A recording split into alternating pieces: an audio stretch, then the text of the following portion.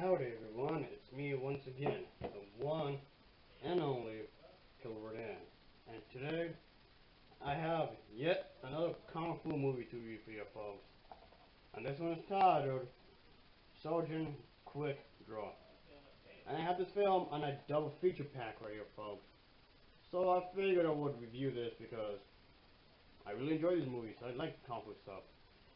So, anyway, as always, I do have to talk about the plot of this particular film, so let's just dive right in, shall we? Oh yeah.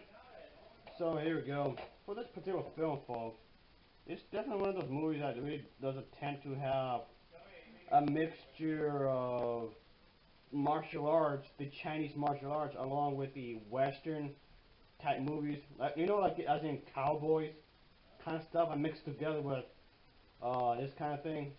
So which I thought was pretty interesting in a way. That's pretty cool. So yeah, it's kind of like an odd pairing in a sense. So yeah, we can see that there's one villain in the story, which is supposed to be like this, from this particular Western type place, and the hero must do something because there's some crazy bad shit going on, obviously.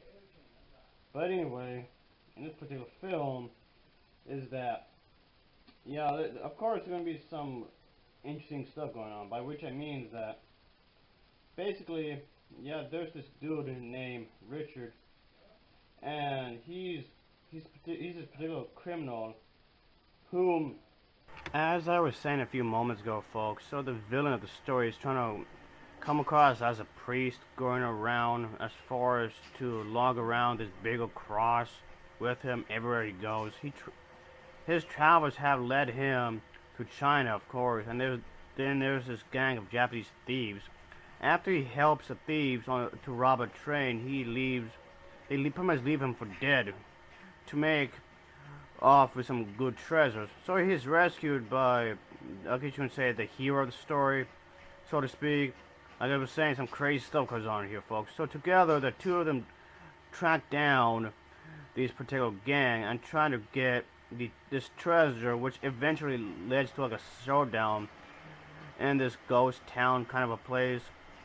So, kind of felt that this should have been much better than what it was, if you ask me, folks. I did think some of the dialogue is pretty horrendous. I mean, granted, I've seen films that were absolute shite, that were far more bad than this, but then again, it's nothing to celebrate, I guess.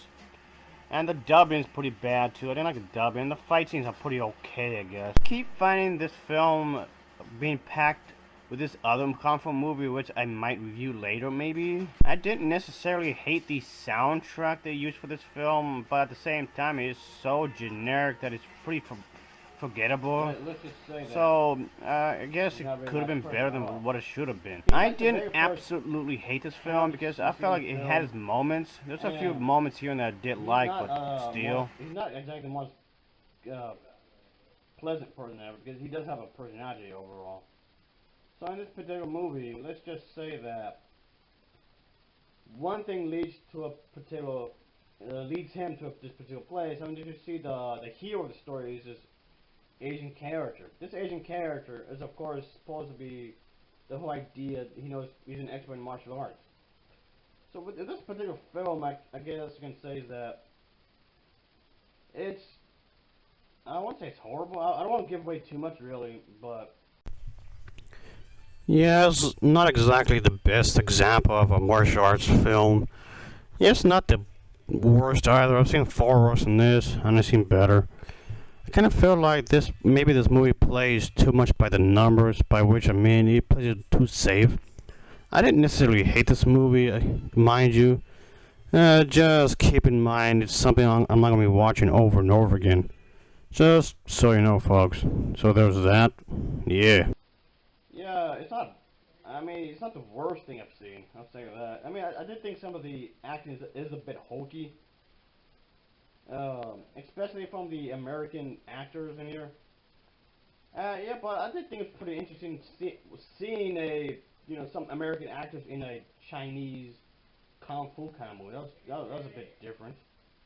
And I know during the late 1970s, well, sometime during the 1970s anyway, where they were actually mixed this kind of thing, that Western cowboy kind of a thing, along with the whole idea of the kung fu martial arts kind of stuff from China or whatever.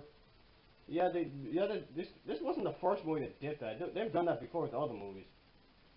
But yeah, it's kind of an odd pairing, like I said before. But it's whatever, I suppose. I enjoyed it, I guess, even though I guess as I was saying, it's not the best martial art movies I've seen. I've seen those that were better, much better than this. I mean, but it's not. I'm not going to go up to the point where I say it's bad. Really, just I've seen worse. I've seen way worse than this. But I mean, the pacing was pretty okay. I guess the pacing was fine. I suppose it was a decent story to it. I guess the story itself is pretty straightforward. Not that it has to be a bad thing, obviously.